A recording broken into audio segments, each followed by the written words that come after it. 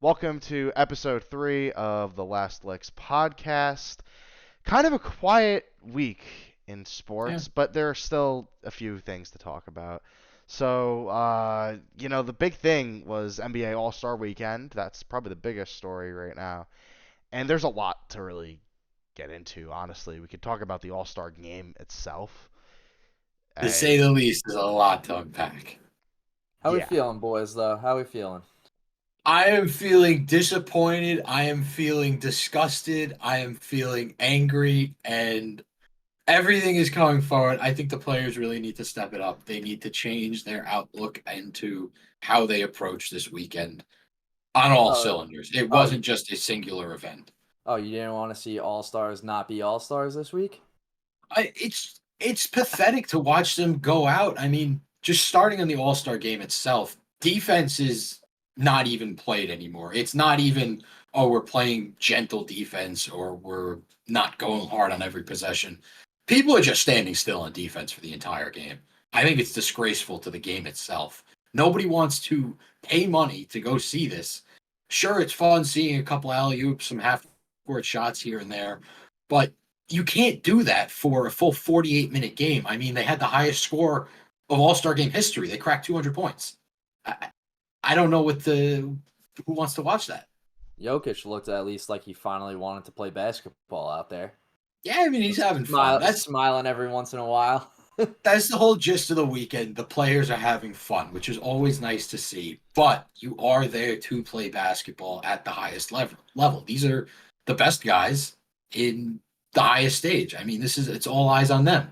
And they just go out there and look like they don't want to be there. I'll never forget that Kobe quote, R.I.P., where he's like, "They play harder and pick up basketball at UCLA yeah, They than they do. do in the All-Star game," and that's so true. I actually saw on Paul Pierce's podcast, I mean, the few good takes that you get out of that is he said when Kobe showed up to the All-Star game, he would come out playing hard, and that would sort of incentivize everyone else to start playing hard. The fourth quarter, they said it's game time when the fourth quarter came around because these guys are competitors down to the core, and that's where it comes out. They want to win the game, and it just looks like nobody cares. yeah, and I don't even know how you honestly incentivize them to play because here's the thing. I understand the perspective of, oh, this game doesn't count. We don't want to get Mm-hmm. injured. I understand that, right? And that's why nobody has ever really played the All Star game like it's Game Yeah, 7 of the NBA Finals, and I understand that. But, I think they have to understand that fans do want to see an actual basketball game played. Nobody wants to see, you know, Luca getting the ball at 3/4 court and just chucking a full court shot. It's not exactly. it's Would not real. And you want to see like a little bit of effort on defense. Like it was okay. I remember when Kobe was in the All Star game. I love how we're talking about this. I remember his final All Star game. Him and LeBron were Mm-hmm. going at it 1-on-1. They were both Yes, head playing to head. intense defense. That's kind of what people want to see. They want to see like. I'm not saying every possession needs to be like that, and you can, if somebody's driving to the hoop, I'm not saying, you got to throw your body at them. Yes. We're not saying that at all, but I think you definitely need to just put a little bit of effort in, do, and I don't know. It was really bad this year. do This you was probably the think worst one. do you think it's fair to say that the winner of the East-West All-Star game is home field court? So No. I saw mixed opinions and like that. It works with baseball. No. I don't. I I, also s- don't I, s- think I that saw that's right in mixed baseball either. I saw mixed opinions, and it definitely gets people to play. And baseball All-Star game continuously gets to be one of the best All-Star games because it's really hard not to try in that sport in that area. I But think that's the reason that but then baseball also continues to be the best All Star game. but then people also say, how could you be the number one seed by far and then not get home field advantage because you have one All-Star in an All-Star game and your I buy team into that. loses, which is a fair point.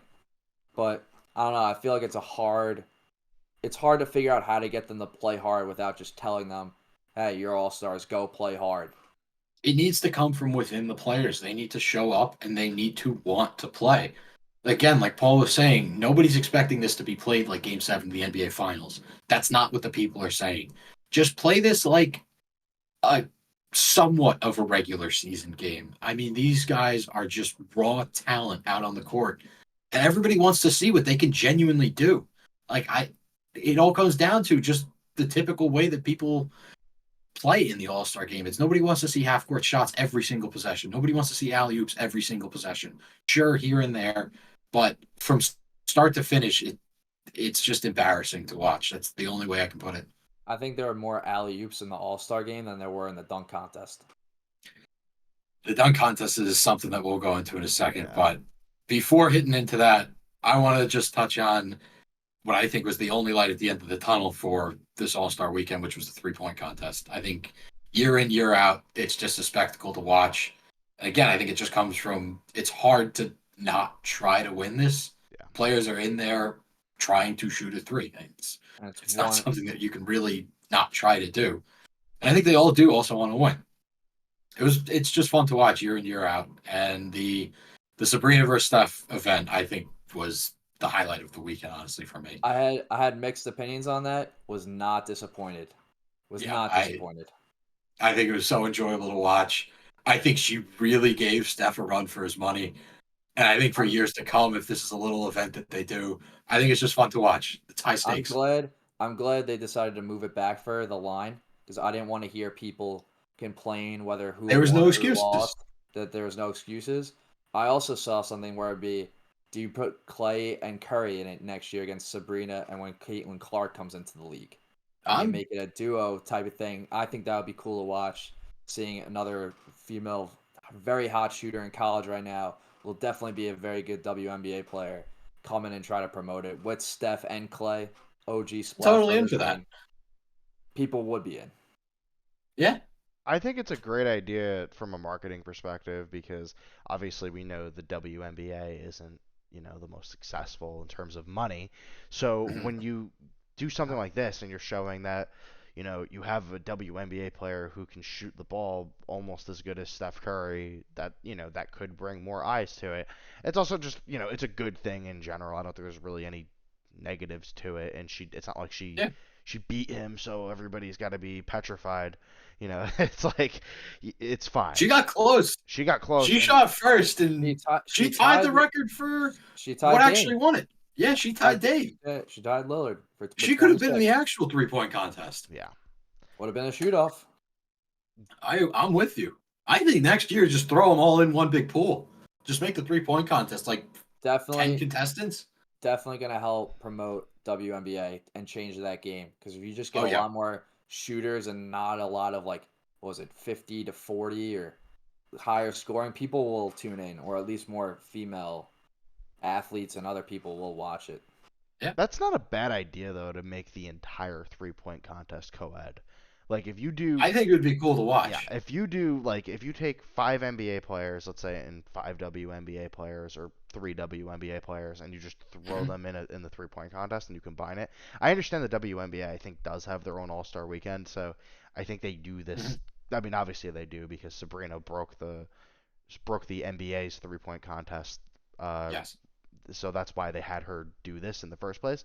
But I think if they wanted to take 3 WNBA players, put them in this, and then make the whole thing, that would be pretty cool. I would enjoy that. I think she really did a great job, and I have nothing bad to say about it. And then for the actual NBA 3-point contest, the other one, I thought that was great too because there was really no disgrace. It wasn't when you had Julius Randle coming in last year, just bricked away threes. I thought it was really competitive this year, so I enjoyed it. Yeah, I just got a thought. I want to hear your opinions. Changing the All-Star game. So you have All-Stars voted, right? Say it's these 16 that were in the game. What if you made it also voted the top 10 bottom 6 players on teams? So guys that don't get a lot of playing time in the regular season, but get to show out in the All-Star game against other NBA players that don't get enough recognition because they will definitely play hard. I saw that and I thought about it. I don't know how they would. No, they're gonna play hard. I don't know how they would vote and do it, and choose which players get to play. But I think those guys would actually care and it would incentivize them to play. First overall pick, Grant Williams. Like I want to No, see it's Anthony no Bennett doubt out they'll there. play hard. But Jake, what's the name of this game? I Like, what do mean, they call yeah. this game? I mean, yeah. Say the Obviously, words. you'd have to change it from All Star The It's all the Game. NBA, the All-Star all game. ass You'd team. have to change it. No, I Starting think lineup, that you get would Jaylen Brown. incentivize them, but I don't think anybody wants to see that. With all due respect, Nah. I don't know. Maybe like Lou Williams. He's a 6 man. Put him in there, or he was. I mean, you. Like I'm obviously I'm not talking about like the 15th guy who's earning like pennies on the dollar. The role player. I'm talking about like Jamal Not Crawfords and not to the like extent role that you're players like saying, but those guys JJ do Redick. kind of get in there. They do kind of get in there with the reserves. I mean, the coaches do vote in some people that they think Yeah, but deserve now to you be don't. in Yeah, there. like a guy like Derek White. That's not a real Exactly. all star. Yeah, put Even him though in some there. people think he That's is. a low blow at me. Put him in there in the NBA role players competition. But no, I think it does need to come from the players within for this to actually become an event again. I hope they see some of the pushback that the fans have given, and I hope they take it to heart and next year comes back a little bit better. I'm not expecting this to change overnight, but I hope it looks a little better than this. I feel like it's hard for it not to. Yeah, Oh, also another thing that happened this All-Star game weekend, the skills contest. yeah, that was. Dude, Another what- embarrassment to the game. What in the hell? Shouldn't the obstacles be harder for an NBA skills contest? They I don't know, used to man. Scotty Barnes couldn't even dribble the basketball. Okay, well, Scotty Barnes was a reserve for a reason. Okay, let's settle down. be. He's for that never one. beating the allegations. I think I think if you took kids in high school, Montverde Academy, #1 picks, I think they do just well. I in agree those too. These are fucking professional conditions. players. These are professional players. Hold them to professional standards. Did you guys see the size of the ring that they were throwing passes through? Dude, It was the size of like a hula hoop. half I of them- remember when that was the actual size of a basketball. It was like barely bigger than the basketball. yeah, the fact it that used to take Scotty players Barnes, 5-10 tries. the fact that Scotty Barnes didn't go the wrong way in the weaving in and out, just I shows think you how 3 players dumb did that. it was back to back. It happened Yeah. back to back. And no, I don't know No, who it they was- were because I wasn't paying attention enough during these stupid games. The skills contest used to be fun to watch, but that was disgraceful. Also, the who was only it? good- Anthony Edwards shooting with his left hand? Yes, Yeah, that was bad. ridiculous too. He sold his team. Come on. Also- You're playing on a also- team. Do better. Also, though, It's disrespectful to the viewers. I do like Yeah. that they put in an Indianapolis team for being in Indiana, like a Pacers. I was a big fan of that too. Well, I like that idea. At first, It's I a didn't good understand way- why they put that in, but it's a good way to promote like hometown. It's a good way to just give a nod to your fans and be Plus, like, your guys are here. Halburn's so good. Halbert's Yeah. cracked. He's great. unbelievable. He's so good. Yeah, he's great. But they need to revamp that. Go back to the old format. I mean, I was fine with the 3v3 thing, but like go back to at least the old Yeah. obstacles or something similar Yeah. to that. Bring No, back I mean- wearing your own jersey. It looked like a high school skills contest that they set them up for. I mean, it was dribble to a crossover, throw a pass in the general vicinity of this hoop, and then make a floater, and that was it. You could take a layup though. Yeah. No, I think one side was a floater, and then one side was a layup or a dunk. The biggest thing is But- I want to see them wearing their own jerseys. Enough with. They were in the skills contest. They were, but during the game itself, I think that'd be cool. Yeah, and then honestly, the worst part though of this whole thing, like as bad as the game was, Onto the nothing meat would be and worse than potatoes. the dunk contest. I mean, that was okay. Okay, so here's the thing. We've had First to start, LeBron we James touched ruined on the this. dunk contest. we touched on this last week, and we saw this nightmare coming. Yeah. Paul, go ahead. Yeah, I mean, here's the thing. We have not had a good dunk contest since like 2016. It's you're it's time obviously- to go. This was horrible. First of all, okay, Jaylen Brown won, quote unquote, but he didn't. That was the worst dunk I've seen in my life. It's like He did a normal dunk over some guy in a chair. And Mac then his, McClung like, did better. he Jacob Toppin did sneezed? better. Jaylen Brown sneezed, and they gave him a 48. They have to change the grading scale. It looks like Dave Portnoy's One Bite Pizza reviews. That everything's from a 7.1 to a 7.7, and if it's great, it gets a 7.9. No, no, no, no, Yeah. no. Out of 10, and if you Out of dunk 10. over them, if you do a normal dunk over like Jaylen Brown, that's a 2. All right. Yeah, I I could take agree. any player off the bench, and they Yeah. could do that with a suit on. That's a 2, Yeah. and you go from there. Not everything's a 46, 47, 48, maybe a No, 50. I'm right there with you with that. Uh-uh. If I don't understand the point of using a 50-point scaling system, if you're only going to use numbers between 40, I think 47 was the lowest given Yeah. this weekend. If you're only going to use 3 of those numbers, why are you giving them 50 to work Yeah. with? Who Just bring it who back to out of 10. who is judging? Why are ex players not being the only judges? I'm with you. I think most of them were ex A lot of players. I them mean, you were, have but Dominique Were they? Wilkins. Okay. I was Jack thinking, used to be on the crew. He wasn't there this year, though. yeah, I remember Julius Shaq. Irving, I think, used to be there, too. He yeah. wasn't there this year, though. But like, I don't know, man. It's just No, all the don't dunks have been done. You can't think of anything new. It's just not right giving a perfect score to a dunk that's been done already. Like, it's not original anymore. Nobody wants to watch it. There's so many alternatives instead of the dunk it contest. stinks that Matt McClung is a G leaguer and he could think of better dunks than Jaylen Huh? Brown. I think that says something a little bit too. You're in the G League for a reason. You're not in the NBA yet because Right. you're not good enough to be in the NBA. I mean, if all he could do is dunk, nobody really. Why would you be playing in the NBA? I don't know. They need to bring superstar. It needs to be superstars back to the dunk contest one more time. And I don't have even them think that wanna could do save it. it at this It's point. over. Because hear me out. Yeah, Say it's next year. probably over. Just say next year. Say next year. LeBron's way too old for this, but say you get. Just throw out some big names that you would want to see in the dunk contest. I don't even Zion. know. Yeah, Zion. Okay. Say you get Zion. I think LeBron.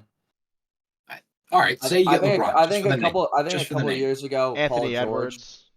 Anthony Edwards. Edwards Okay. was kind of hot. Say you get that. Okay. Just go on those 3. Mhm. Just say you get those 3. What do you expect them to do that's going to bring this back? Yeah. I don't know, and I don't I even agree. care if you miss. Like, I want to see someone throw like a basketball, like a 3-pointer, and then catch the 3-pointer going through the net into the hoop. And I don't care if you attempt it. I don't care. Yeah, I don't care if you attempted 3 times and you miss all 3 times. That's not a bad idea. Like, just do something different. Go through dunk contests. I'm completely with you. Go through dunk contests and do something different. I feel like that would be that should get a better score than Jaylen Brown's. That was Jaylen Brown's was just a disgrace. That was I don't know. I think. So bad. I mean, look, we gave him a little bit of credit for being the only All-Star that came out and but it was wanted to go into the unwarranted. dunk contest. And I think the judges. I think the judges I were said. favoring him a little bit. Of course they were. He didn't. He had like one of the worst dunks, and he. Just because he was a big name. I think they were trying to push big names back into this event, but I don't know. It's time to go. It's The a dunk shame that contest is dead. It's a shame that he makes $65 million a year, and that's all he could do. He's a great in-game dunker, but the dunk contest is a different animal. Yeah, because an in-game dunker is a 2-hand over someone. Yeah, McClung did that over Shaq. That's exactly. So that's a 30. Next dunk. Exactly. Mm-hmm. No, it was terrible to watch. Yeah, it's time to scrap it. I think we had some good ideas last week. You know, we're thinking 3v3, 1v1. I think 1v1 would be the best. There's way too much. Take a look at our takes. Yeah, and who's getting injured in a 1v1 tournament? I've never seen anybody get hurt no one in a 1v1.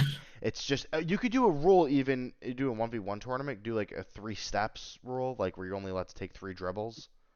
Yeah. You know, if they don't want to. I mean, they're good enough to work with that for sure. 3 to 5 dribbles. If they did that, like let's say like you have 3 dribbles, I think KD is cooking everybody if they did that. I mean, you still got Harden, great off the dribble. Yeah. You get Shea's first step. Brunson's one of the best. Brunson needs more dribbles. Right now. He needs more dribbles because he's small. So his thing is he like really like, you know, he needs a little more room to work with to get to his spots. I want to see Giannis take 1 dribble from half court. That'd be sick, Nah, though. I think we have some great ideas thrown out to replace this, and I think anybody would have rather watched anything Yeah. other than that. We need a new commissioner.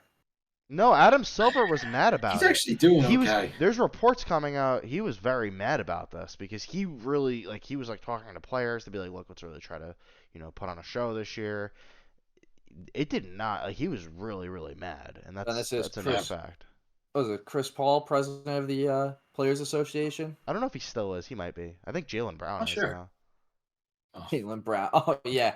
There's the Also, corruption. I see. That's why he won the yeah. dunk All-Star contest. Weekend trash for another 80 years. Yeah. Oh God. But I mean, look, the thing about the All-Star break is, it's basically like the halfway point of the season, and Yep, the you unofficial have halfway. an idea of what the season's going to look like. Obviously, a lot of things can still change. Players can get injured. We don't know if certain players are coming back from injury. But Mhm. I think this is a good point in time where we can start giving some predictions, I think, for what we think the NBA playoffs are going to look like, the NBA finals and all that. Because I think we have a general idea so far of what these teams are going to be looking like come playoff Yep. time. There's the trade deadline's over. It's not like we're saying, oh, could they add such and such a player? That's over. So these are the rosters going forward. We know what the current injuries are. We know, if those players are coming back. Obviously, there could be future injuries. You never know what could happen. But I think this is a good time to kind of see where we stand, with the current standings. What do you guys think? Your exact playoff predictions. And I just want to give myself some credit and everybody, but Mr. Producer here, this is Jake's prediction. So I'm going to let Jake Cook explain his predictions and see. Jake, the floor is yours. As the most unbiased predictions out of all three of us, I have. I'll give you my finals, and I have the Knicks going. All Unbiased. right. But we'll start in the West. I think the Timberwolves versus Sacramento 1-8. We're assuming that all the play in is done and these are final Yeah. predictions. Mhm. I think Sacramento, a lot of first timers. I mean, so are the Timberwolves, but they were there a couple years, so I think they easily take that 4-0, no contest. Maybe the first game's kind of close, maybe the second game, but that's it. So I have them moving on right away. Nuggets, Phoenix. I have the Nuggets winning 4-1. I think KD, one of those home games, he will easily take them over and maybe try to figure something out. But I think with Booker, way too inconsistent. Beal, you have no idea. And then KD, is he the guy this night? Is he not the guy that night? Does Booker step up that night? Does Booker not? It's not doing it for me. Next matchup, Clippers Pelicans. Clippers 4-0. Too much star power. Paul George, Kawhi, they step up. Harden, Westbrook, they get the job done. Finally learning how to play together in the playoffs. They're playing the Pelicans. No contest. And then Thunder, Mavericks. I had the Mavericks winning in 7. I think Shea is really good. He gets them a couple wins, but ultimately inexperience. Kyrie on Dallas helps them get over that hunch. Luka obviously performing lights out every night. And I don't think the Thunder have enough star power, especially it's just Shea and Chet and a couple other role players. Inexperience really hurts them there too. So I had Dallas. Next, Nuggets, Timberwolves. I got the Nuggets 4-2. I think Timberwolves could find a way to get it done, but ultimately Jokic, Murray, rest of the crew, Aaron Gordon, they get it done no problem in 6 games, and they move on just like how they've been rolling. And then the Clippers versus Dallas. I got LA in 6 also. And I think too much star power too. I think they're in the playoffs. They finally figure it out, like I've been saying over and over. And then I have the Clippers going to the finals and beating Denver in 7 for the Western Conference. For the Eastern Conference, Celtics easily destroy the Mavericks 4-0. Tatum, Jaylen Brown finally learns to not dunk and don't regularly score points. They win no problem. The Knicks, beat the 76ers in 7 because I don't think Embiid is fully healthy and he gets back. I think Brunson and the Nova boys finally learn how to get it done. Unbiased opinion. Next, Milwaukee Pacers. I have the Bucks going in 6. I think Giannis, Middleton, Dame, they win round 1. Despite everything said about Doc Rivers right now and not learning games, I think they finally realize that the playoffs, just don't listen to them. They're playing the Pacers. They know how to play. They could run their own stuff. They have enough star power to do it. And then for the final game of the first round, I have the Heat beating Cavs in 7. I don't know. I feel compelled to not bet against Jimmy Butler in the playoffs. I don't think the Cavs have it enough. They choke every year in the playoffs. Give me the Heat. Starting from the top again. Knicks over Celtics. I hate the Celtics taking the Knicks in 6. Next. Bucks Heat. I think the Heat don't have enough star power to block the Bucks. So I'm taking the Bucks in 7. I think Giannis, like I said, and Dame finally comes out of his shell, playoff second round, starts tearing it up. Giannis is there. You can't stop him. Does Middleton learn how to be a role player and maybe take a step back? I don't know. Maybe he starts to play some defense, helps the team out. Knicks, Bucks. Knicks in 7. Go Knicks. Brunson is him. That's all I got to say. OG is fully back the whole series. Whole team comes together. And then the Knicks beat the Clippers in 7. No way am I a Knicks fan. I fully believe this. That's my take. I really do think the Knicks make a deep run. They have the body. They have the talent. They have the consistency at the end of the year. It's just going to matter of their final push and other teams choking. So it'll take some luck and it'll take some big steps, but I think they could ultimately get it done. They would win in 7 games against the Clippers. And that's my NBA Finals prediction. I don't think it's too far-fetched, Knicks winning the finals. I think it's more of just, do they get past the Celtics? I think if they do that, Yes. the path to the finals is theirs to lose.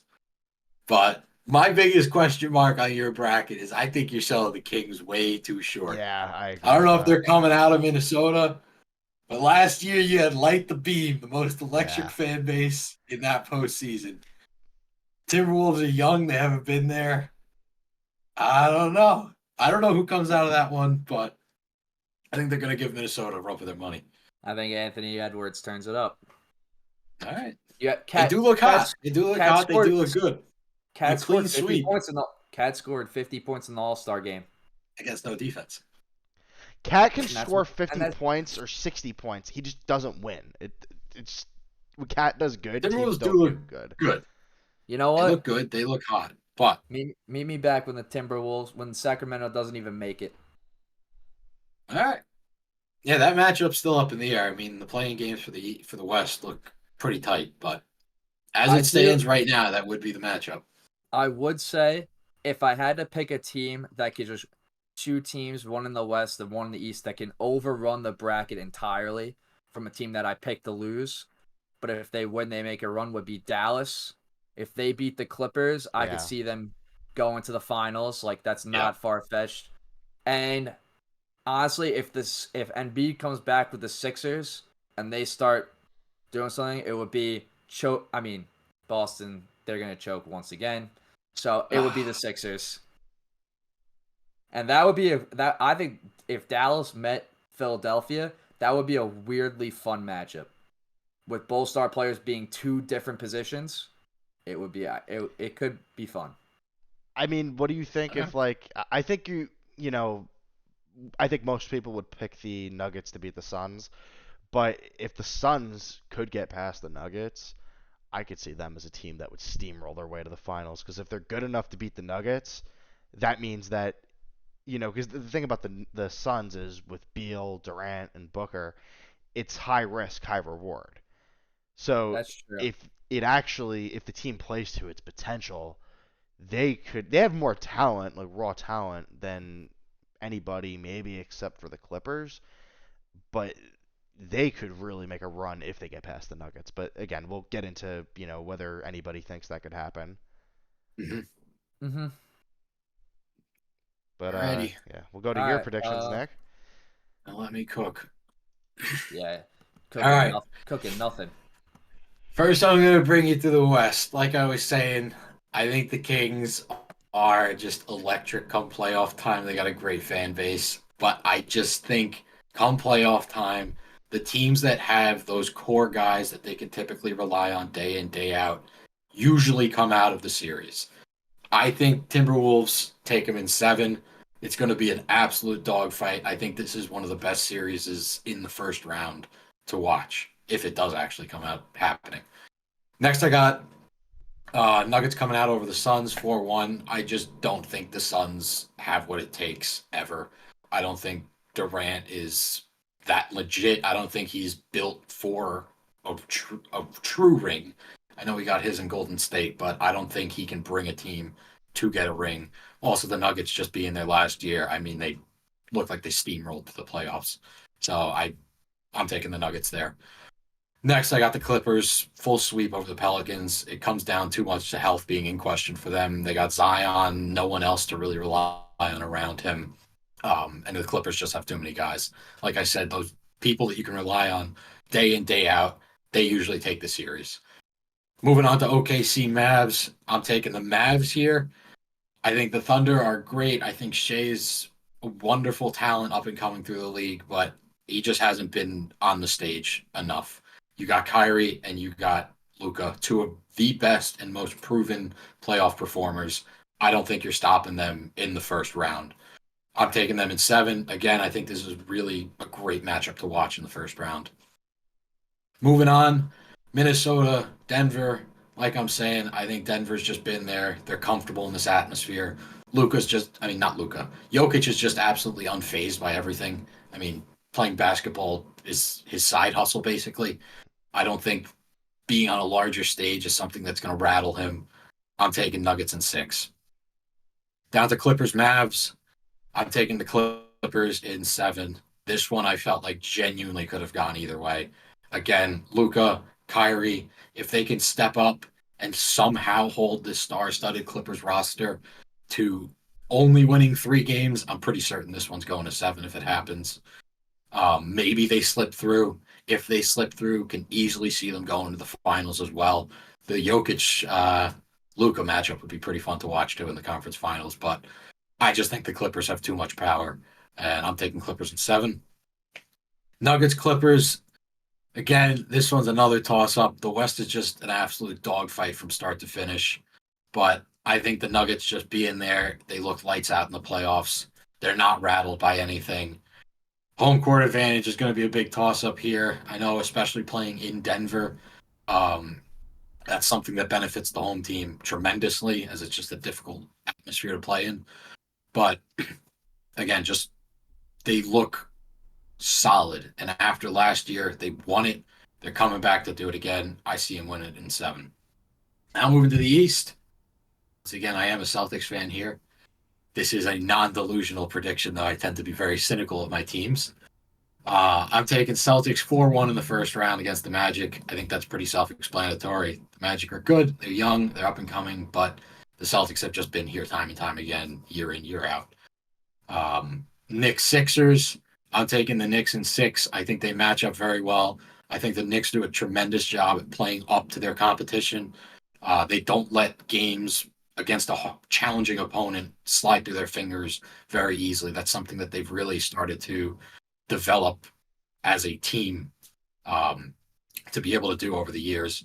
I also just don't think the Sixers perform well in the playoffs. I mean, you saw the series last year against the Celtics where they just blew this lead that they thought was locked up. I think they're going to let this round slip, and the Sixers could easily beat the Knicks, but I just don't see it happening. For Bucks Pacers, I am relying on the classic Doc Rivers choke job in the first round here. I think it's still going to be a close fight. I think the Bucks have tremendous talent on their team. I think the Pacers have also an incredible team. They are young, yes, but I think Halliburton's going to be one of those guys where when the lights are shining at their brightest, he really shows up. And I think we're all going to be very shocked at what he actually puts up in the playoffs this year. For Cavs Heat, I think the Heat magic delusion, whatever you want to call it, I think that's done. I think they look like a different team coming into this year. They look flat. I don't see them making this magical playoff run once again. I'm taking Cavs in 5. Knicks Celtics is one hell of a matchup. These two teams consistently every season have an incredible fight between them in the regular season. If they match up in the playoffs, it's just going to be fun to watch. I'm taking Celtics in 6 simply because I think if it gets to 7, I might have to give the edge to the Knicks. You'll see throughout my predictions here, I don't let the Celtics get to 7 games in any series simply because that's where it gets scary with them. I think Tatum and Brown and everybody just kind of forget how to perform when the pressure is that high. So if it's in 6, I think the Celtics can do it. I think they match up still very well. The Celtics have played them well throughout the season, though. On to Pacers Cavs. This is where it just comes down to the Pacers being young. As good as I think Halliburton's going to be able to perform in the playoffs, I don't think they're going to get past the Cavs. I think their core is a little bit too strong. I think they've been here enough times where they should have some solid ground and solid footing to be able to walk through a young team like the Pacers. Still think it's going to be close, though. Cavs in 6. On to Celtics Cavs. There's another two teams that match up very well in the regular season. Been very close games between these guys, but I think Tatum and Brown and everyone around it, they've completed the team. They have Porzingis now. They have Derek White performing at unbelievable level as a role player and bringing in Drew Holiday. I think the Celtics finally make it over that hump and get back to the finals. And then I'm taking Celtics 4-2 over the Nuggets for 2024 NBA champions. All right, That's what I got. I got a question for you. So Yes, sir. championship game, Celtics Nuggets, right? So Yep. you got Jokic, Murray, Gordon, Porter Jr., and we'll go. I don't know. What do you want the Celtics starting KCP. 5? So who guards? So who do you have guarding Jokic in that final? Like who do you think Porzingis matters? Porzingis. Okay, so Jokic is still or going to give him Horford? double. I know we're missing Big Rob. I So wish that we could have gone into I'll this just so final matchup with Big Rob there. who does Tatum and Drew Holiday guard? Drew Holiday's probably going to be guarding Murray. And if it's not him, it's Derek White, also another elite defender. I think their guards are locked down. And then Tatum guards MPJ. Yeah. All right. I mean, they can match up. I think the Celtics match up really well against them. I think the that biggest favors strength that the Celtics have is they switch defenders so fluidly. Like it's not one person needs to be guarding one person. Their guards are pretty interchangeable. Both of them absolute lockdown defenders. And even if Brown and Tatum. Even if you let Jokic score 40, it's not the whole team. Exactly. I don't think that Jokic is going to be matchup. able to use his help enough to get past the Celtics. And again, like I said, I don't let any of these series go to 7 games for the Celtics to come out winning. If this goes to 7, I don't think the Celtics are doing it. I actually think the Celtics are probably worse matched up with the Clippers. If the Clippers could beat Denver, I agree. I don't think they match up as well as they would against the Nuggets as they do against Los Angeles. I agree, and I think it's because the Clippers have a better bench. Yeah. I think that's also one of the strong suits for the Celtics. They have a very good bench, somebody that can just pop in the game and pretty much not to disrupt the flow of the offense or defense. And I think the Clippers kind of rely on the same thing. Yeah, I mean, that's what I got. Yeah, I really do. I think that's actually a very solid prediction. Like, I don't really have any massive issues with it. Obviously, mine's slightly different, but I think for the most part, that's a very, very, very solid way to look at it. I really like that Celtics Nuggets finals, but I disagree with you in the sense of that going to 6. I actually, if I was to take the Celtics to win, I think it would be in 7 games because the Celtics would have home court advantage. The Nuggets have one of the most disgusting home court advantages in the league simply because of the climate and their fans are very, very crazy. So I think if you go to game 6 and the Celtics, let's say, are up 3-2, I think the Nuggets totally have that advantage in game 6, and I think they would go back to Boston and that would That be scares me. a very, very, very rowdy crowd. I think the Celtics would take that in 7, but I think for the most part Let's you're on target. let's see Paul's All predictions right, then. so Yeah, Paul, let's see what you got. Let's see what these you are Let's see got. Paul mine. Allen's card. Yeah, let's see Paul Allen's predictions. Okay, so mine are pretty similar, but this is what I have. So first round, you get the Timberwolves and the Kings. I think that's an electric 7-game series. I think the Kings fans are insane. I love them as a team, but ultimately, you have Sabonis and De'Aaron Fox versus Anthony Edwards, Karl Anthony Towns, and Rudy Gobert. I think the Timberwolves just have a little too much talent. Plus, Game 7 in Minnesota would be electric. I think the Timberwolves would take that in 7 games in a very, very exciting series.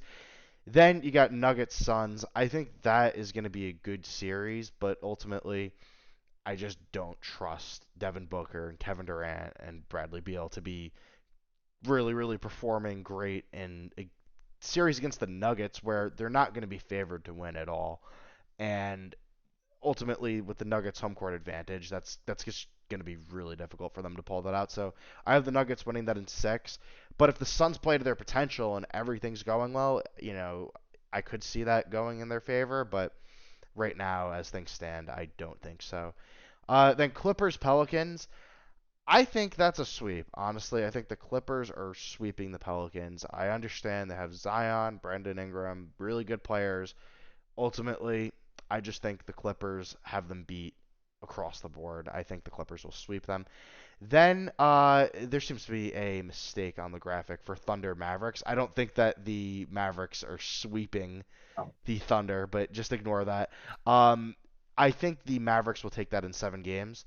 I think that's a very, very, very close series. I think ultimately, though, with Luka and Kyrie being what they are, I think that's going to go in the Mavericks' favor in 7 games. I just don't think the Thunder are experienced enough with Shea and all those guys. Then for the Timberwolves Nuggets, I think the Nuggets take it in 6. I think it'll be a good series, but here's the thing.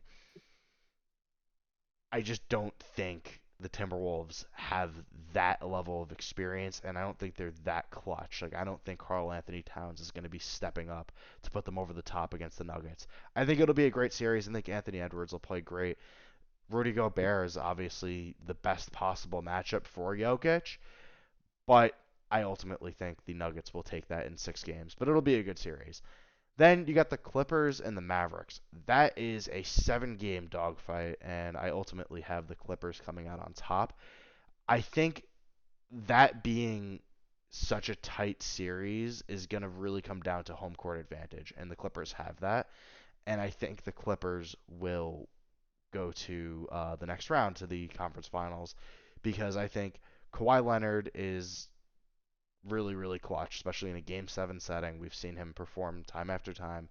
I think he'll come through for them, and I think James Harden will have an easier time when he's guarded by Kyrie and Luka.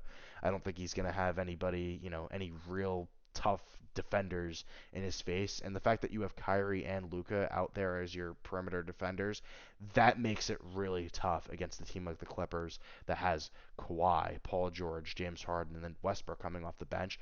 They don't have the defenders, I think, to beat the Clippers in that series. So I will take the Clippers in 7 games.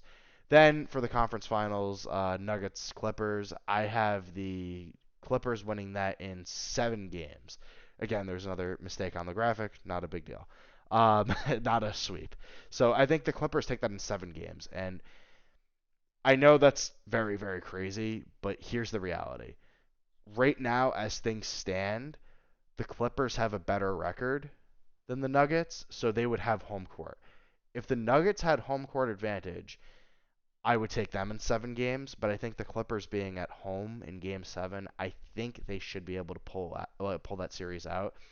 The thing is this: you have Paul George, Kawhi Leonard, two of the premier perimeter defenders in the NBA.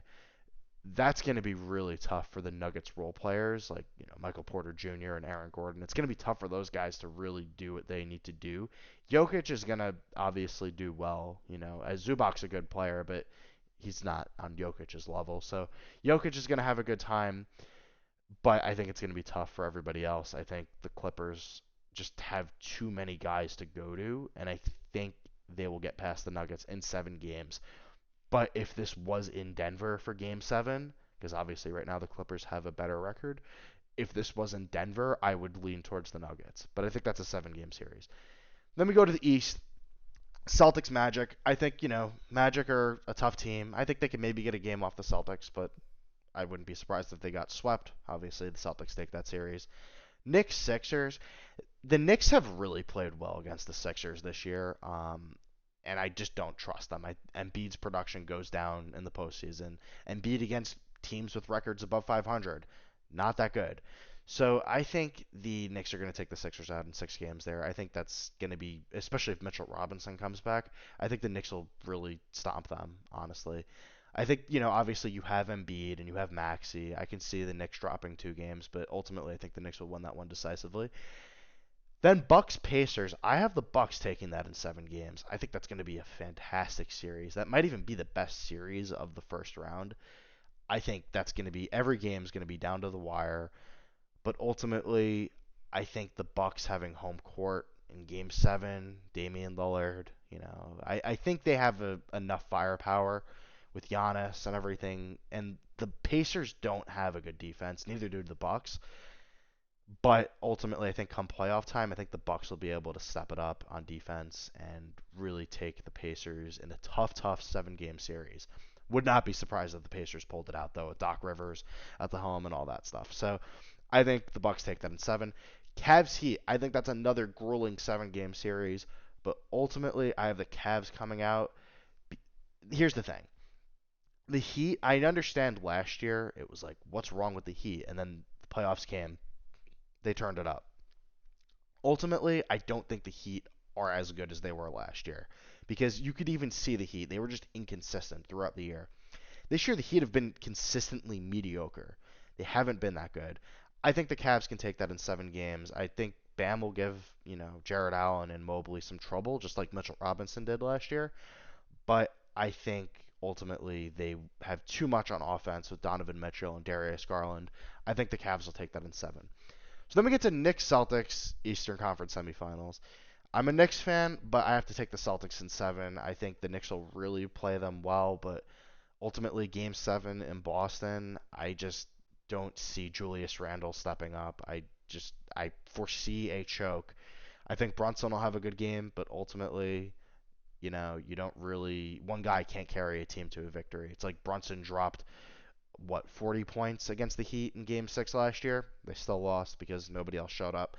I think the Celtics will take that in 7 games. I think that'll be a phenomenal series, but I just think the Celtics have too much. I think they're too good defensively, and the Knicks are good defensively too, obviously, but I just don't think the Knicks will be able to live up to that moment, especially Julius Randle. That's really who I'm talking about there. Then Bucks Cavs, grueling 7 game series, but I see the Doc Rivers choke. I think the Cavs take that, even though it's a tough matchup. I know the Cavs did choke last year in the playoffs, but here's the thing: Evan Mobley, Jared Allen, those are 2 guys that you can say, I want those guys guarding Giannis in a 7 game series. I think they could take it. And then you have Donovan Mitchell being guarded by Damian Lillard. I mean, that's food. So I think Mitchell and Garland are going to go off. I think they can take that in 7 games, especially you got Doc Rivers at the helm. 7 games, Cleveland Cavaliers. Then we get to the Eastern Conference Finals. I got the Celtics taking down the Cavs in 5 games. I think the Celtics are just a way better team than the Cavs. I think the Cavs will give them, a fight in some games. They'll get a game off them, but I just think the Celtics are too good defensively, and the Cavs aren't going to really be able to hold up to them come playoff time. Obviously, the Cavs have one of the best defenses in the NBA right now, but I think come playoff time, the Celtics are just a well-oiled machine on defense. I think they will get through to the Cavs in 5 games. I think it'll be relatively easy for them. Then the NBA Finals, I have the Clippers and the Celtics. I have the Celtics taking that in 7 games. I think that's going to get to Game 7, and once you get to Game 7, because these teams match up really well, that's one of the best matchups. I think when you get to Game 7, I know Nick was saying about how the Celtics can choke in a 7 game series and stuff. ultimately you're going against James Harden in a game 7. I don't see him showing up at all. In Boston, I could see Paul George not showing up. I think in 7 games, I think the Celtics would have the crowd behind them. It's going to be electric. I think the Celtics take that in 7 games and end their title drought. So yeah, that's that. Jake, you got anything for him? I just don't know how you're a Knicks fan and you took the Celtics, but everything else seems Because pretty he's not okay. delusional. Hey, nah, I'm just messing with you. No, I actually, based off years in Knicks, honestly, I feel like I'm wrong about the Kings. I hope I'm not, but I I kind of like what you're saying about the Cavs, Paul. Honestly, it's making me think a little bit more. Maybe you got So to change your predictions around. we'll see what happens. I mean, Paul, we pretty much have identical brackets other than I have Bucks the beating the Clippers winning. Pacers and Yeah, you have the Clippers getting to the finals over the Nuggets. I mean, not much feedback really here from me. yeah. I'm thinking basically wherever you are. And I think everything that we disagree on was all in a game 7. So Yeah, that's yeah. Whoa, It's just a complete toss up on which way it goes. The only thing that scares me is the Celtics winning in 7. I have seen them lose in that building too many times, and I get the heebie-jeebies watching them. but they're going against the Clippers here. So That's that's true. I know you got James Harden yeah. there. I know you got Paul George, but I don't know. Yeah. It's going to be scary to see, but I think regardless, based on these predictions, I think we have a very fun playoffs ahead of us. I mean, we have a lot of and games. We have a lot of series going to 6, 7 Yeah. games. and do you think any of these bottom couple teams change? I feel like in both the East and the West, a lot of the top teams, Nuggets, I think OKC, they I think the kind of East stay is what the East is going to be. I think Boston, the and East is what the East is going to be. do But you the got any? West, Do you have any plan? Like I could see like the Lakers sneaking in as the 7, and all of a I sudden mean, the making a run Lakers are for it. currently in the playing game right now. They would Yeah, I The have know. to That's Lakers get what I'm into would be in saying. the 8th. playing. Yeah, they would have to. That would be The tough for two them. teams everyone would look to and be like, where are they? Which are the Lakers and the Warriors, are the two teams barely in the playing games. They would be So They could matched do up. something, they could make some noise. Well, one of I those mean, teams you could never get in, know. not both. Yeah. wait, So, why I can't mean, both there's get in? because the 9 because and they're the 10 9 and the would 10. play each other to get into face the winner of 7-8. Oh yeah, Yeah. yeah, yeah. You're right. So that Yeah. would be tough. But I mean, I if the think the Lakers Lakers would get overtake the there. Kings, there's still some time. The Lakers could sneak into that 8 seed. They could both get in. And I'm then the taking it. Lakers going against the I, Timberwolves in the first round. I wouldn't be shocked if the Lakers win. I think Lakers win in like 5, I was honestly. I was gonna say 5 or 6, Yeah, Yeah. that'd be and then interesting. You have that much playoff that would be a experience. crazy matchup between Lakers Nuggets second round, or Rematch of last year's Western Conference Finals. Yep. Lakers or LeBron Durant. They meet Ooh, again. that'd be fun. They That'd meet be again. fun. I think the playoffs to come are going to be one of the best in the recent years to watch. I think it's really going to be electric. We would have an opportunity for a Lakers Celtics final. Oh, please. I would Yeah, I love don't to know see about that. that. I don't know about that. I would love to see Last it, year was our but best chance. You should put that yeah. flames on that idea for how hot of a take that might be. Yeah, yeah, that one ain't The Lakers happening. might not even make the playoffs. Let's let them do that before Yeah, saying Yeah. let the them beat finals. the Kings in the play-in. Yeah, betting against LeBron is like betting against Mahomes. You just don't do it. You just don't. Yeah. Well, I mean, for the NBA, I mean, we can kind of move on because we pretty much covered everything. These are our predictions, Yeah. so this is what it is, and there's no other headlines right now, no other major headlines, that is. And we can switch back, I think, to the MLB, which Yeah. there's Is the stage is set. yeah, It's showtime for the MLB. Spring training starts. What's today's date? The 20th. So 2 days. We got 2 days until spring training starts, but it still just feels like something isn't complete yet in the MLB, and that's probably due to not the being fact that complete. you have Bellinger, Snell, Montgomery, JD Martinez, Matt Chapman, and even Joey Votto not even sitting on a team. All with right, all these talents, and they're all just homeless. Vado's done. I know Votto's done, but I mean, it's a little disrespectful for the Reds to not just throw a bone out there and say, Yeah. "Come on back."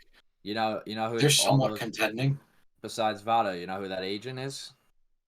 Oh, They're all under Scott Boras. Uh, all of them? Yep. that's crazy. I didn't know that. I did not know that actually. They're all Boras clients. Oof. It's to me, it's not right to have this type of talent without a team with spring training starting. I mean, They want this too is the much point. money. I mean, regardless if they want too much money or not, this is the point of year where, as a player, money aside, you're supposed to start getting ready to play an entire season. An MLB season is long; it's 162 games. So these are guys that should be out on the field, starting to get to know their teammates, become a locker room presence, and they're sitting at home. It doesn't make sense to me. I feel like teams are starting to realize that players are also treating sports like a business. So teams are throwing that bone back at them. Players want these over the top, ridiculous 9 year, 270, $360 million deals, Yep. and your low 30s. They're not going to give you 9 years till you're paying till you're 40. The return on investment is not worth the money. Yeah, Sign the short term, give them an you're getting extra 4 or 5 years 10 million. out, 4 or 5 Sign, years out of a 9 year deal. Give them the short term, give them 2 years, give them an extra 10, 15 million on top. So instead of a 30 year, say you get a 2 year 45, and then you're Yep, done. Because yeah, guys are makes sense. not, especially as a pitcher, you're not lasting. You're not being a Cy Young candidate for the next 9 years over that deal. Hmm. And you're paying for Cy Young money now. Yeah, it worked for Judge. Judge is a hitter. He's also 27, 28, Yep, around he's a little there bit younger, or but older or whatever. But as a pitcher, Snell's already a two-time Cy Young. Montgomery, no Cy Youngs, and yep, they're looking for long-term deals. You're just at the end of the day, they're you're not going to just get him. not worth. You're not worth the money. Snell, Yeah, the Yankees made an offer. It's still on the table. It's the only offer he got. I mean, he should bite on it. he If should he just wants to win, if he wants the contract, the Yankees are the place to go for him. take the money and just instead make an opt out after one or some opt out after two. If you got Hmm. a 5 year opt out after two, and then you just take the guaranteed and you leave. I mean, Yep. I don't understand how much greedier you have to be to play baseball. You're pitching what 30 times in a 162 game season, Yeah, making a roughly. gazillion dollars. I'll do it for 50,000. Yeah, To get shelled for an inning. but to fix this problem, because I mean, I outside of the money and all that, I just don't think it's right that these guys aren't on the field gearing up for an entire season. Do you think the MLB can bring something in to, or maybe implement a deadline for free agent I was signings? gonna Say you have say to be signed by this date. Say it's February 1st, or you can't sign with a team until a month into the season. that's what. So I like the idea that you can't sign that you have a deadline like February 1st, like you said, or the end of Hmm. February, like a week before spring training starts, Yeah, maybe. So you have that deadline. But the problem is that if you wait, say you don't get signed and you said like a month in, is that too long of a time? Is All I don't Star think break so. All Star break sitting out half the season a bigger what if? Because I think guys will say, oh, a month. I could work out on my own, knowing that my teammates isn't as important as being in shape for a month. That's That true, might but I not carry mean, over. It do you? I Maybe the don't All know Star how break would be big. better. I don't know how big a punishment would have to be to incentivize guys to be like, you know what, maybe that 20 million isn't actually worth it because if I show out this year, I can make 30. So the I All think Star it break could might be, give us yeah. time, and it's also a good reset point. But Hmm. also, you're missing 80 games. Like It's a it long hurts. part of the It's a season. long part of the season, but You're you'll not be there part of for the that back team. half. Yeah, Yeah, you're not. So I think it needs to be longer than a month because guys I'm will kind of weigh with the you. I'm opportunity kind of with you cost with on the All that. Star break, But but I think I do something like the does need to signing. be done I like the because month before. That's a good. It's a hard cut. you Makes need, agents think too. yeah, you need to start acclimating to a new team if you ultimately do sign somewhere else and you don't return to where you just came from. It's baseball's different than a lot of other sports because a lot of it's up here in the head instead of actually just being laid out on the court or the field. I mean, it's the most mental game that exists. So you need to feel comfortable with who you're playing with. Developing a rapport with all your teammates is something that's essential. It's almost as important as being out there and practicing. That's just my take. That's my 2 cents. Yeah, I mean the thing is this, the MLB, and I understand this isn't really that important. Like MLB free agency as a whole is just extremely boring. Whereas like Mm-hmm. in the NFL is similar too. The NBA free agency is super entertaining because Mm-hmm. it's really 3 days where you find Mm-hmm. out everything. And normally it's Because just the everyone first waits to day. the end, and there's a Exactly. deadline. And there's a deadline and it's like but the first day you can start signing, free agency opens, everybody signs with their team immediately. And I Yep. think that has to do with the salary cap, obviously, because players know there's only so much money Mm-hmm. that can go around. And we're not saying to implement a salary cap. We've discussed that we don't think that's like the greatest idea, but I think a deadline to have players. I think let's say the day before spring training starts, that's the cutoff. And if you don't sign with Mm-hmm. the team at that point, you're not eligible to join back on a team. I don't know until they can just say August 1st. What if they did? What if they did too? Like, if you miss that, like you said, like the day before, if you miss that, you're only guaranteed like a certain amount of money too. What if you had a money Mm-hmm. cap also? Because how are you gonna judge some? How are you gonna judge how much you're gonna pay someone for? Like, if you said August, half a year. Say, well, this is my take on this. Say, I don't know. I'll just use a team as or use a player as an example. Say Blake Snell is deciding between staying with the Padres and going to the Yankees, and he wants all this money and all these years, and he says, "No, I'm not going to sign. I'm going to wait my turn and try again at the All Star break." Right? Say all of a sudden the Yankees are contending and they're leading the AL East and they say, we need this guy, maybe they're going to shell out a little bit more money. Hmm. But then on the flip side, say that the Yankees are not doing what they thought that they were going to be doing this year. They're fourth in the AL East. And all of a sudden they say, why are we going to pay this guy all this money if we're not actually doing what we thought we were going to do? So it is truly a gamble for these guys. You just can't Uh, have everybody sitting there waiting though around because it's not fair to the other teammates, and I agree too. it's not fair to the fans too to be sitting here saying, okay, what's our team going to be looking like this year? I know obviously that's not as important, but it kind of is important. I don't know. I think honestly the idea that we have of a deadline for let's say the day before spring training, and you Mm, can't join a team until whatever point. I think August 1st probably would work, right? mm, Like something like that, just some random date. I think that would work. I think that would be good. yeah. Yeah, needs to be Okay. a deadline. There needs to be a deadline. I'm all for that. Hopefully, these guys sign soon and we can actually talk about where they landed rather than keep speculating and keep wanting Oh. them to land somewhere. But hopefully, the time is right around the corner. However, there are some other new signings throughout the league, few and far between. Panda, I think panda, the panda. Skittle. the bigger but smaller name is it looks like the Giants are putting their faith in the Panda Bear once again with Pablo Sandoval.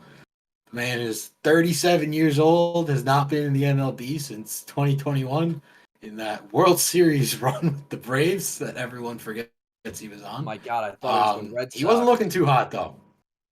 Yeah, I know he was on the Red Sox too at one point before Oh that. my god.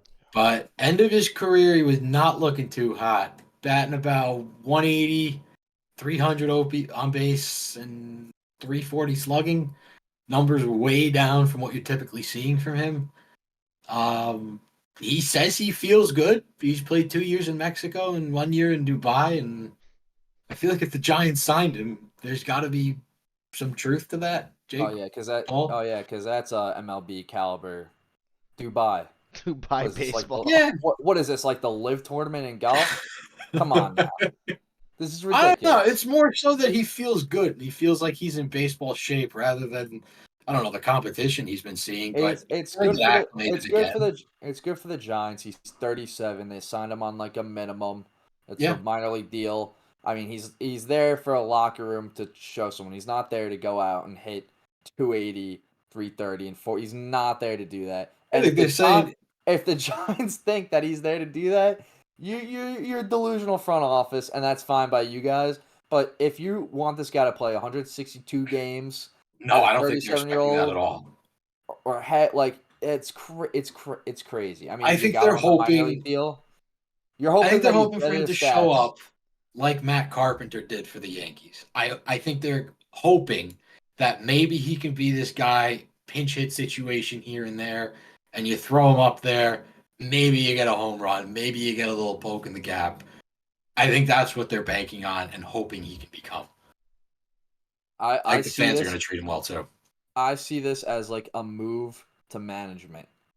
Okay, As like a 37, you come back. Maybe he goes in as like starts out as like the assistant bench coach in next year or 2 years, and I all can of a see him in sudden, the manager role. maybe he gets like a hitting, like assistant hitting or situational, and then he works his way up. I could see that like that, and that could Yeah, work out.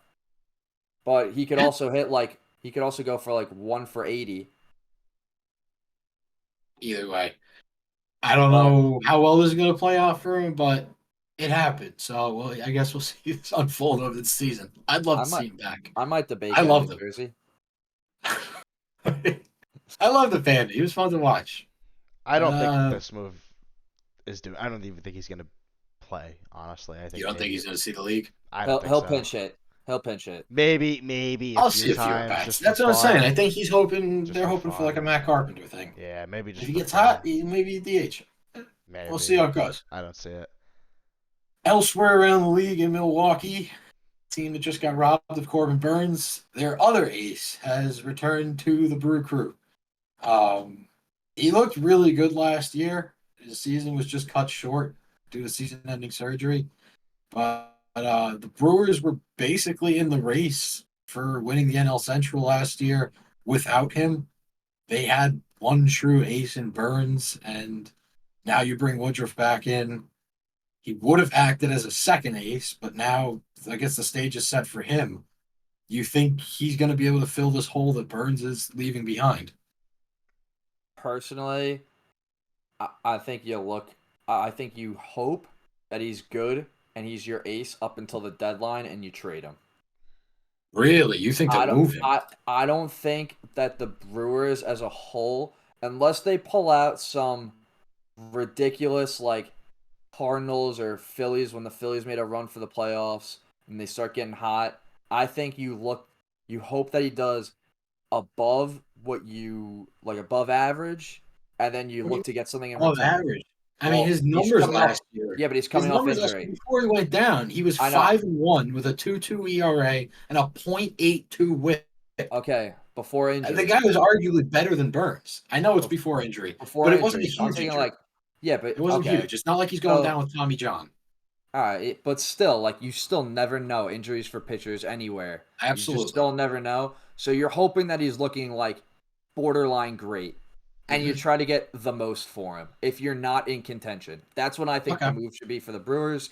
If All they're right. somehow like leading the division, then you look to get someone else, and you look I to think they could. I piggyback think they on. could easily be But leading the division. Honestly, it could easily go 1-1 either way. I would say look to move them, get because something for them. their division isn't too hot. I mean, they got the Cubs, Nah, the Reds, the Pirates, and the Cardinals. None of those teams looked great last year outside the Cubs. yeah, I think the Cubs are sure. gonna win that division, honestly. But if they do, if the Brewers are in contention or in Then you have wild to card keep them, contention, then you keep obviously. him, and then you do what you got to do.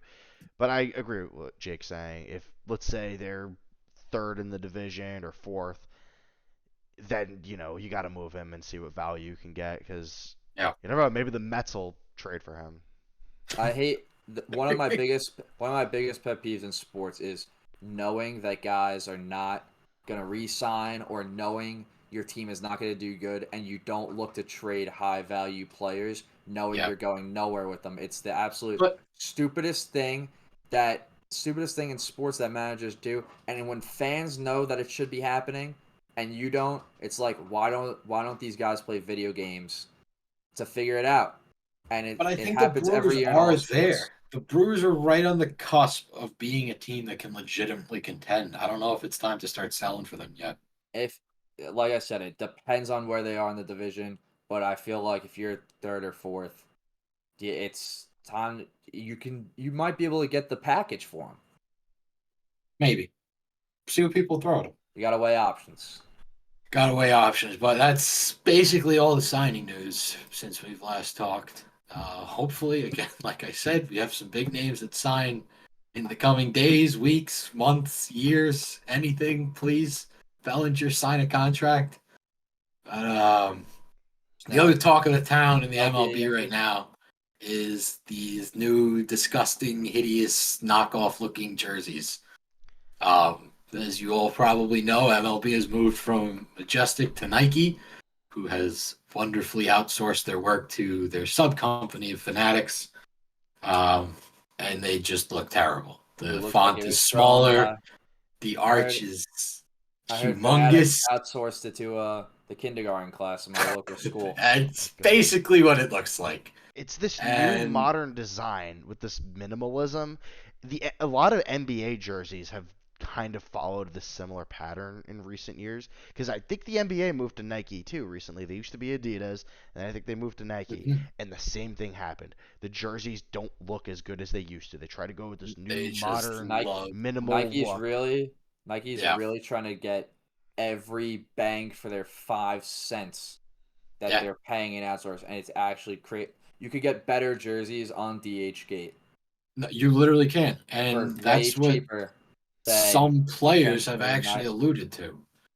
I mean, ridiculous. Fans unanimously seem to hate this, and that's no surprise because it's just visual. It does not look anywhere close to as good as the jerseys used to look. But players seem to have sort of mixed opinions. Some of them are focusing more on what the fans are focusing on, where in terms of how they visually look, but some of them are also looking to the fact that these are actually new jerseys. They are made from a new material, and it's supposed to enhance, I don't know, sportswear, I guess, for lack of a better word. They're supposed to be able to perform better in these. But come on. Injuries are about on the to downside of skyrocket. these, on the downside of these, you know, Taylor Ward of the Angel saying these jerseys just look like a replica. He says they feel papery. I mean, they do look very thin. He does acknowledge that it could help when you're out there on a hot day and you'd be sweating. It's breathable, but he says it doesn't look like a $450 jersey. So far, thumbs down. But on the other side of the things, like I'm saying, Acuna, the Braves, goes, these new uniforms fit better, they feel lighter, and he says, I play fast and I want to wear something that won't pull when I'm running. Yeah, but question, like, the material doesn't affect how you write the names on the I'm jersey. Completely with you. Yeah, that's like the that thing. doesn't make any sense. Like, if you're shrinking the name down to a size 5 font, or you're making it a size 20 where people with super long arms have like oval arching names, that isn't affected by the material of the jersey. That's just laziness in making a jersey and stupidity. Why would you change something that was already good? I get if you want the material and it's new and breathable and airy while you're playing and blah blah, all the nonsense of whatever that is, but you could still make it look like an actual MLB jersey. Yeah. If the players legitimately end up liking the new feel of the jerseys, by all means keep it, but it's no secret that the visuals need to change. Yeah. They look horrendous. And the league commissioner, Mr. Rob Manfred himself, has said, so I think after people wear them a little bit, they're going to be really popular. And I think that leads perfectly into our next little segment here. 5 years can't come long enough. Bye-bye. 2029. I think everyone is so excited. Manfred has announced that when his contract is up in 5 years, he will be retiring as commissioner of the MLB, and the champagne bottles cannot pop fast enough.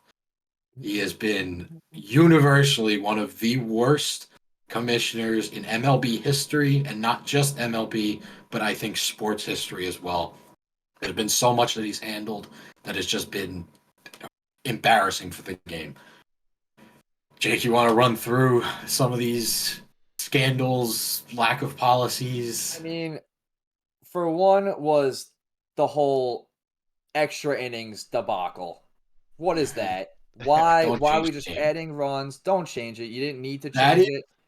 a Granted, rule that is implemented in Little League for when it's getting dark out so that players can go home because they physically can't see. yeah, These the are time limit. professional MLB players, and they don't have a time limit. They are paid to play. I don't understand why they need to leave the field early. Dinner's That not on the table. okay, something I do like that they experimented a little bit. I don't like the other rules around it is the pitch clock. Granted, it I do is like the making pitch games clock. shorter. It's not a bad idea. It needs to be a little longer. I think they made it too short. I don't like the idea of if you throw over one time, you're done. What is I'm that? fully with you That's with that too. stupid because you still need the runners on edge. Like Yes. you still can't take out the mind games. It's like, oh, you throw over, you don't get him. Oh, he's probably going next pitch. Like, Hmm. granted, stealing bases, I'm all for it. I love that Yep. there is an increase in stealing bases. It makes it fun. I also don't like how much shorter the games have been. Like, it really cut down the time. That was the But point. but yeah, but like I said, you need to make the pitch clock a little longer. I feel like pitchers feel rushed and they're I making also pitches. think So, but come that was playoff one good time, rule. it goes out the window. I think It come did, playoff right? time, you It, get rid of the pitch clock. so did the No, wait, pitch I clock thought was it still did there. last year. No, I'm pretty sure it was still They in. got rid of the runner and extras. That's The runners fine. and extra goes away That in the playoffs, but the pitch clock was still there, I believe. I think that the needs to be gone. dramatics of the MLB playoffs rely a lot about or revolve around kind of how slow the game moves. I think it Right. builds a lot of the excitement. And also, nobody in their right mind wants Game 7 of the World Series to end with a strikeout from or a walked in run from pitch clock violation.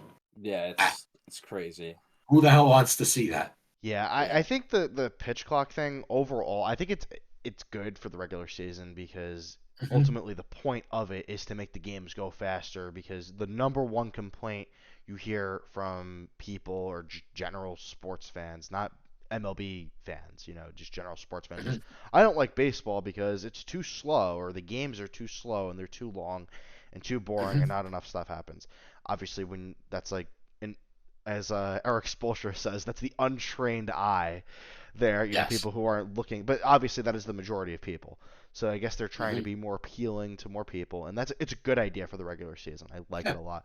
Playoff time, got to get rid of it. When it comes to the extra innings rule, I hate it because to I me, hate it too. one of the coolest things ever. It's like you just see your phone and it's like 2 a.m. and it's like, oh wow, you know the Okay. Yankees are not most likely not the Yankees, but it's like the Rays are in the 18th inning right now, and it's just Yep. like one of The those games, and it's only cool. It's really cool. the only rebuttal I have to the runner on extra, which I don't mind, but teams don't do it enough, which is why I say get rid of it as a whole. I love the idea of the strategy bunting and how to play offense when you're the away team. Because it's like you have to score Yeah. the most amount of runs. Because if you don't score one run, it's pretty much bunt, sack, fly, game's over. Hmm. So That's I kind of like how teams have to think, but then again, you don't need to 99%. think. You just thunk for every single team in the But league. then yeah, One if you're the sack home fly, you win the game. yeah, if you're the home team, I'm talking about the away team when you're out Yeah. first.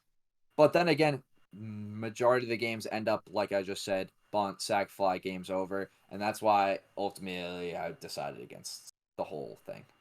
Yeah. I I don't think I it's bringing. despise the extra innings rule. I don't think that's bringing in any new viewers too, because I don't think anybody's gonna say, "Let me No. sit through 9 innings of baseball on my TV, and then it's a tie game. Let's say it's 5-5, And and it goes to extras, and you're like, ah, damn who- it! Like I who's looking at their watch yeah, like if you in made it that far, it's cool to see. It's more exciting. If It's you're exciting when actually you at go to the the games physical too. game, Yep. just leave the game Yeah. if you want to leave, and you're like, all right, I can't. It's I got my kids got The school crowd tomorrow. I Yeah. the understand crowd that. gets more into it in extras when you're actually there too. Yeah. Yeah. They love So extra innings. Extra innings now, is the part of baseball that you should be pushing. Yeah. It's now what it you should be and trying to put nowadays to the forefront.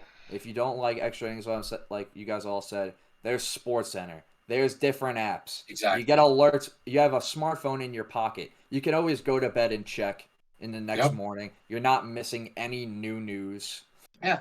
So there's no reason for the athletes can't handle it. You're professional athletes.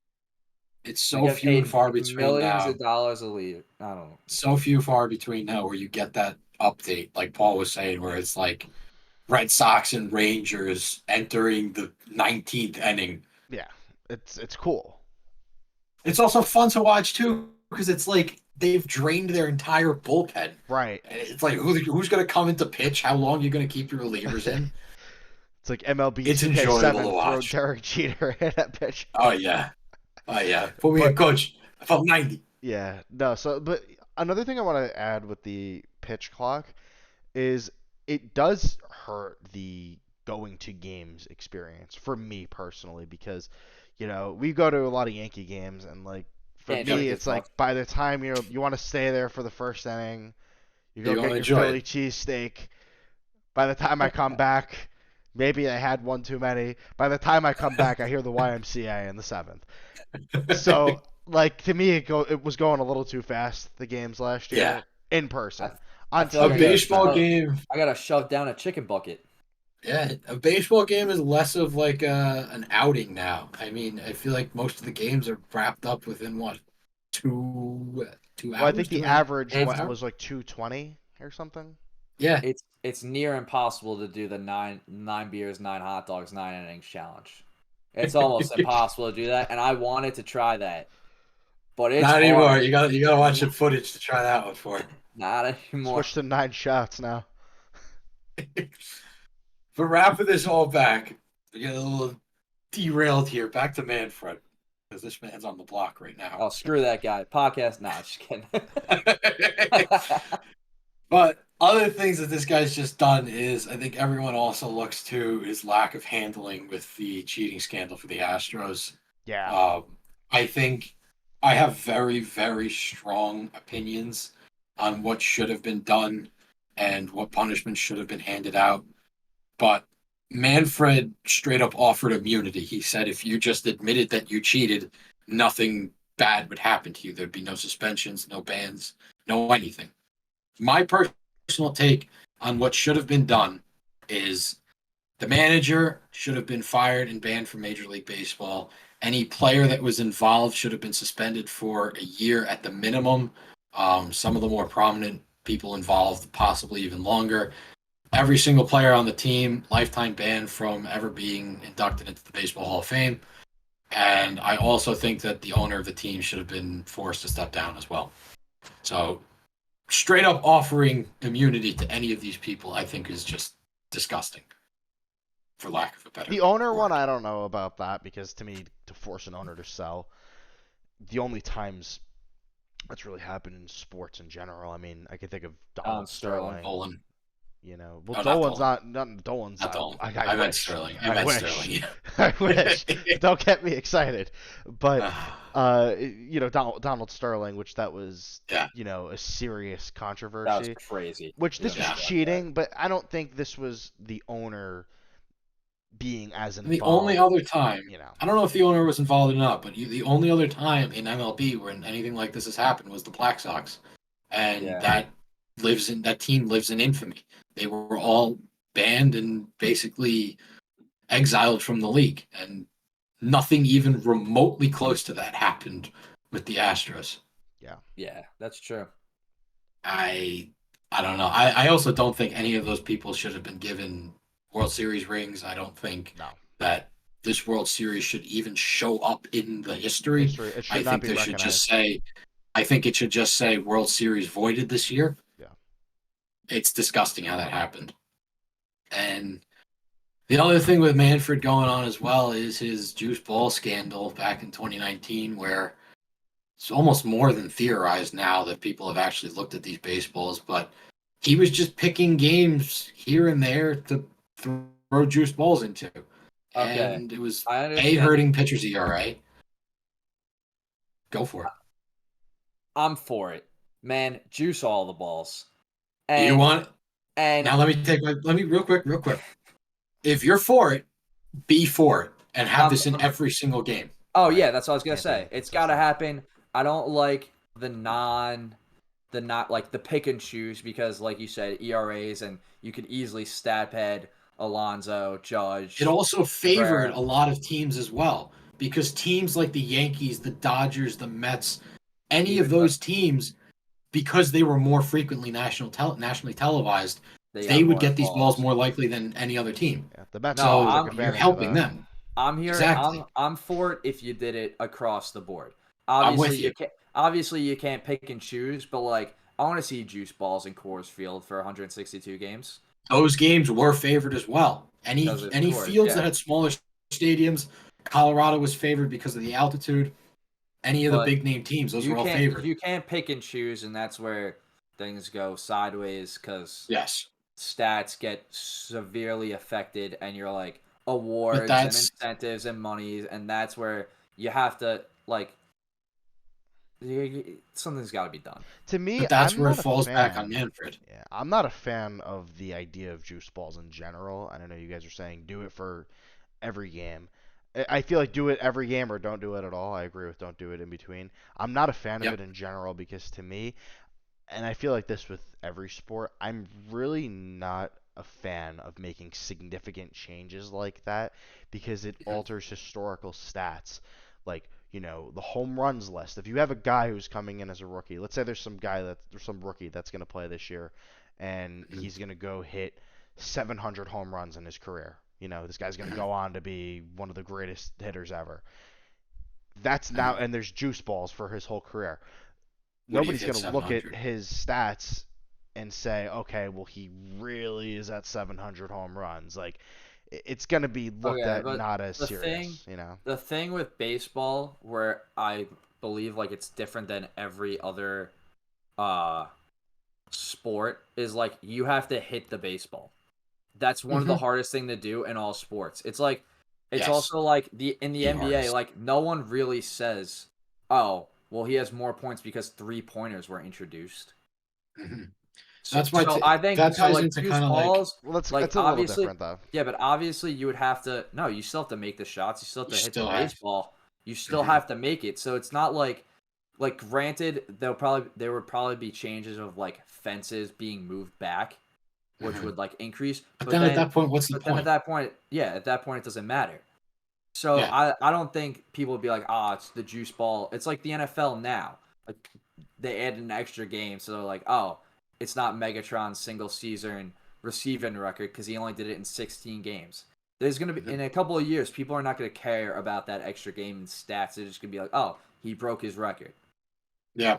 I don't think people will look at the advancement in stats as much as you think over time because you're still gonna Yeah. have to hit it. You're still gonna have to pitch.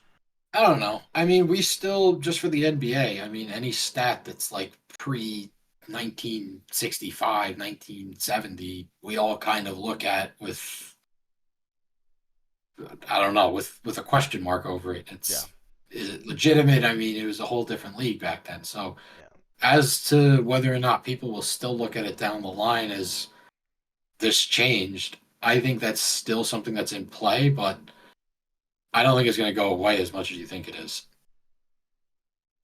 So, I'm really just not a fan of changing because to me, saying that we need to make offense so much more of a thing in baseball to me is just stupid because it's not going to bring in new fans really to me. It could bring mhm. in some, but you're really punishing, your loyal fans who really Yeah, enjoy, a pitcher going and shutting down a team.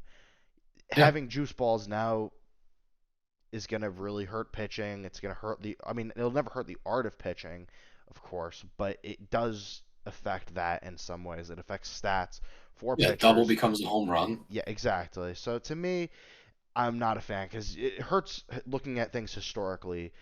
I talked about counting for home runs. It's going to hurt pitchers' ERA, so we're going to be looking at, whatever the next great young ace coming into the league, his Yeah. ERA is not going to be as low, most likely, as the guys who came before him. So, and that's Yeah. because of that, and it's unfair to that guy. I Yeah, think but it's. I'm just not a fan of it because I think it just hurts the way that I we can look don't at these things know. I don't historically. know how much pitching is gonna change. Like, pitching didn't change as much with steroids. Good pitchers were still good pitchers.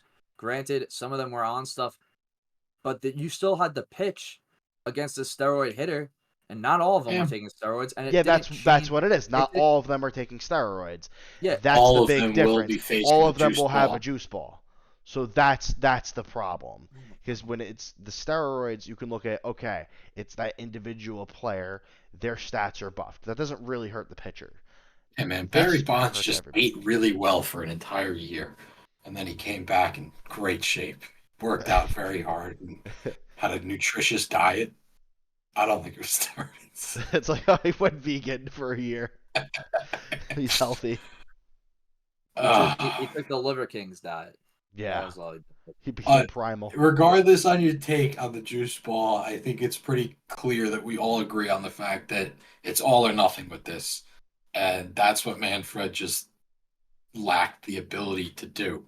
It's one thing if he came out and said we're using a new baseball, or if he just decided to stay with the same baseball. It just adds to Manfred's ever growing list of horrible mistakes he has made as commissioner. And hopefully the future is brighter for the MLB. You never know. Sometimes the grass isn't always greener on the other side. Oh, I hope it is. If Manfred's grass is brown, you would need a dead lawn to get worse than this. Yeah, I don't know. I think I I think obviously you're most likely going to have someone better coming in who has a little more respect for the game, but we'll think Joe see. Torre's the perfect answer. I think I was, he's been rising through the ranks. He yeah, loves the I game. was He thinking understands How the that. old is he game. now?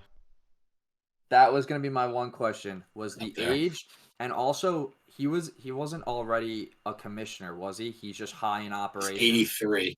Yeah, no, he's That's too old. tough. He's too old. But he's He might be he's too the old. epi- he's 2029, the he'll be 89. God, I he's would have loved him as the helm. I was gonna say he's the epitome of baseball knowledge, I think. Yeah, I was he would have been perfect. literally through the whole Manfred conversation, I was like, damn, Torrey would have been sick. Yeah, he's the right now. He is the special assistant to the commissioner of baseball. Okay. So So he has some input. he's the Can't say Yeah. he's that assistant to great. the regional manager, basically. But He does have some input, but I mean, again, it's whatever Manfred says goes.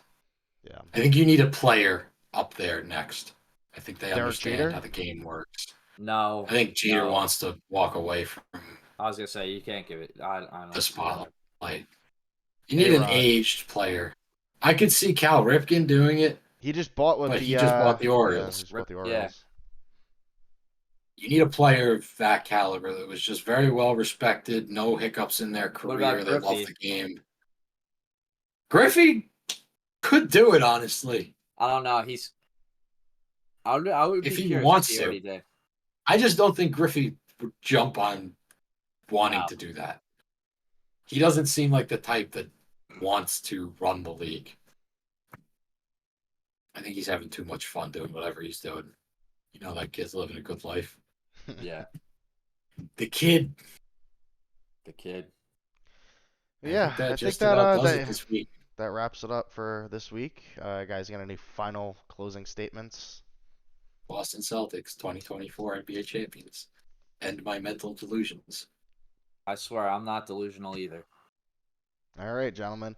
Well, thank you to anybody who stayed this long and subscribe to the channel.